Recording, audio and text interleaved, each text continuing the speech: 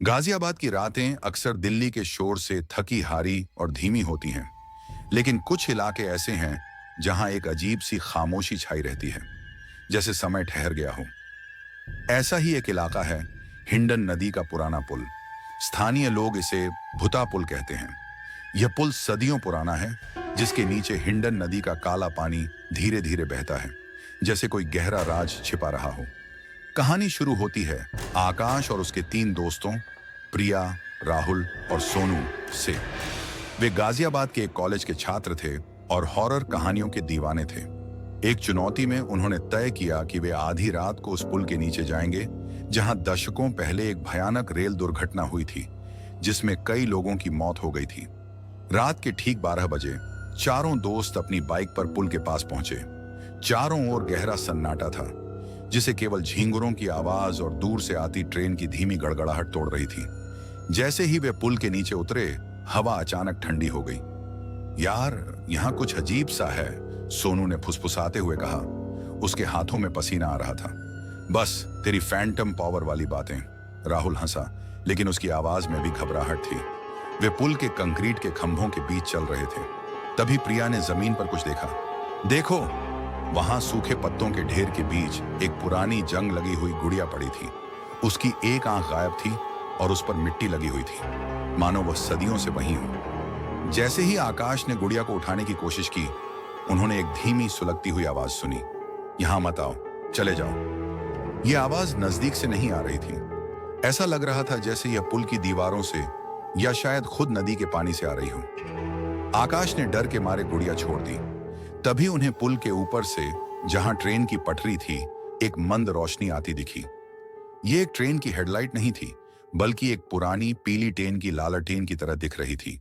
और फिर उन्हें दिखाई दिया एक धुंधला साया। वह एक बूढ़ी औरत का साया था, जिसके बाल बिखरे हुए थे और उसने फटे पुराने कपड़े पहने थे। उसके चेहरे पर कोई भाव नहीं था, सिवाय गहरे दुहक के। वह पटरी पर धीरे धीरे चल रही थी। चलो जल्दी यहां से निकलो, प्रिया चिल्लाई। जैसे ही उन्होंने भागना शुरू किया, साए वाली बूढ़ी औरत अचानक तेज रफ्तार से उनकी ओर बढ़ने लगी। और फिर एक भयानक दृश्य हुआ। वह औरत दौड़ते हुए पटरी से पुल के नीचे हवा में कूद गई। वह जमीन पर नहीं गिरी, इसके बजाय वह हवा में तैरती हुई उनके ऊपर मंडराने लगी। उसके मुंह से अब वह सुलगती आवाज नहीं आ रही थी, बल्कि एक भयानक गला घोंट देने वाली चीख निकल रही थी। चीख के साथ चारों तरफ की हवा इतनी भारी हो गई कि सांस लेना मुश्किल हो गया। राहुल को लगा जैसे किसी ने उसका गला पकड़ लिया हो। वह जमीन पर गिर गया और छटपटाने लगा। आकाश ने तुरंत अपनी टॉर्च बूढ़ी औरत पर मारी। टॉर्च की रोशनी में उन्होंने देखा कि उसके गले में गहरा जख्म था और उसकी आंखें सफेद थीं। माफ कर दो, हम चले जाएंगे, आकाश चीखा। जैसे ही उसने माफी मांगी, बूढ़ी औरत का साया एक पल के लिए रुक गया। फिर वह अपनी जगह पर तेजी से घूमता हुआ एक काले धुएं के गुबार में बदल गया और हिंडन नदी के काले पानी में समा गया। राहुल को राहत मिली। वे चारों बिना एक शब्द बोले, जितनी तेजी से हो सका, अपनी बाइकों की ओर भागे और वापस गाजियाबाद शहर की रोशनी की ओर मुड़ गए। अगले दिन उन्होंने यह घटना किसी को नहीं बताई, लेकिन जब आकाश ने अपने दोस्त सोनू को फोन किया, तो सोनू ने फोन नहीं उठाया। शाम को जब आकाश उसके घर गया, तो पता चला कि सोनू लापता है। उसके कमरे में उसकी मेज पर उन्हें एक चीज मिली, वही पुरानी जंग लगी हुई गुड़िया, जिसकी एक आंख गायब थी। गुड़िया के नीचे एक नोट था, जो सोनू की लिखावट में नहीं था। एक तो यहीं रह गया।